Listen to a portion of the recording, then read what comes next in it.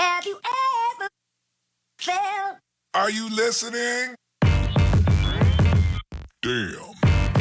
What's up, YouTube? Thank you for tuning into another episode of Race to 100. I'm Neil Batang. I'm Rick Thorcell, and we are on episode number 72. And today we touch on a topic we speak that we're getting pretty freaking tired of, I have to say. With this pleasure. Over and over unfortunately, a civilian killed 3 police officers in Baton Rouge. Apparently, since the murder of Alton Sterling, the Baton Rouge Police Department, they've been receiving a lot of death threats. Oh yeah, at the since hands of since the shooting, and it's been unfortunately, crazy. 3 dudes were killed. One of them happened to be an African American.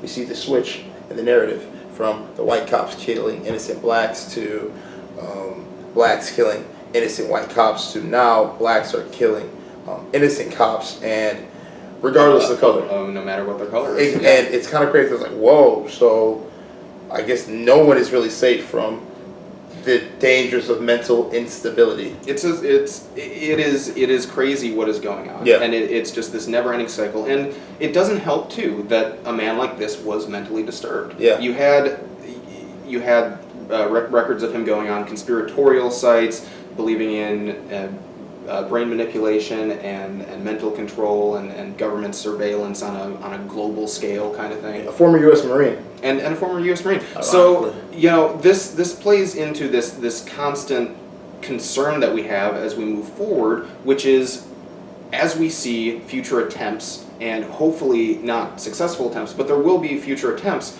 I guarantee you that the individuals responsible for any future atrocities that we have to cover will have some sort of issue with mental health involved in this whole cycle. And that is something that if you are a mentally unhealthy person and you are witnessing over and over again the injustices of the world over. I mean, dude, you go on the YouTube comment section of a video talking about African Americans or white people supporting African. Holy crap. I mean, racism is alive and well, and if you want something to reinforce the concept that it's us versus them, just read the comments of any popular YouTube racism video. For those who fail to acknowledge that racism exists, it does. And what Rick is saying is, you can look at the YouTube comments. It's alive and well, man. And it doesn't help because these are the sort of things that you have mentally unstable people seeing over and over again, not just in the comment section of a YouTube video, but in the news over and over again. You have these examples, which they're anomalous examples, they're rare examples, but they're examples nonetheless that graphically show the injustice that's going on. If you believe that white people are out to get you, and then you watch 2 videos back to back on day by day of cops shooting innocent black men, what more reinforcement or proof do you need that the only way to respond to this, and then this is what this Gavin Longfellow had said, that the only way to get justice is through violence. Yeah. I mean, what do you do in an instance like that? And this is why we feel here at Race to 100 civilians shouldn't have the right to bear arms. No, because again, Rix and I were talking a little bit about this before we turned on the camera and hit the record, but it's unfortunate to see civilians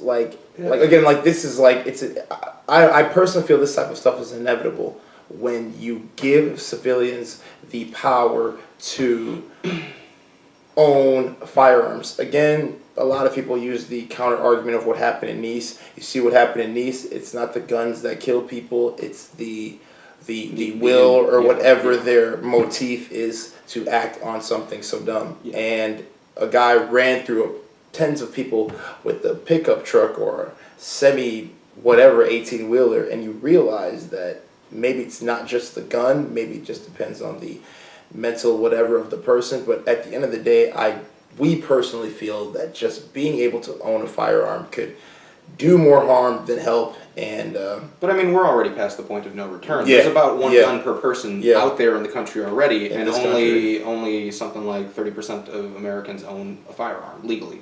So mental health is another thing that is way underfunded and not talked about, and there's no implementation of anything. Community improvement programs.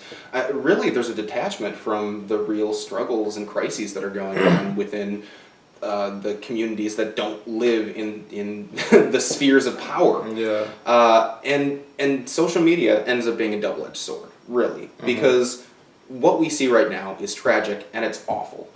But like I said, it's rare and it's anomalous, and it makes us, when we witness it, and we witness so much of these individual examples, we live in a country of 300 million people.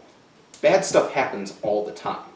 And this is where there's like, a disconnect from sort of the passion that we experience in the injustice.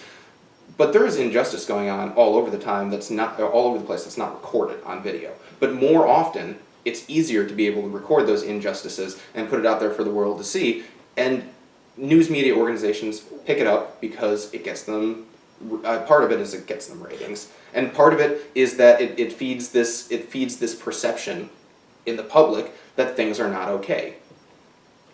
What are your thoughts on that? I mean, you can totally have a different perspective, but that's just my take, is that social media shows these one-off instances, I think, on one hand, to represent a problem that we have, which is the racial inequality in the country, but on the other hand, that it's not like other bad stuff and other injustices aren't happening. Yeah.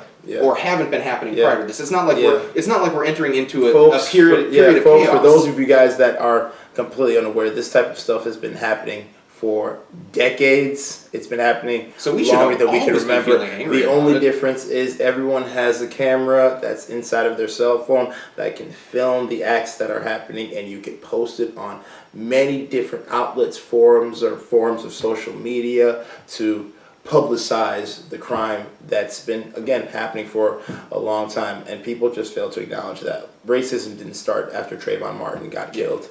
And we hope you guys are sensible enough to realize that. And if you're not, make sure you tune into more episodes of Race to 100. We appreciate all of the support we've been receiving from our viewers and subscribers.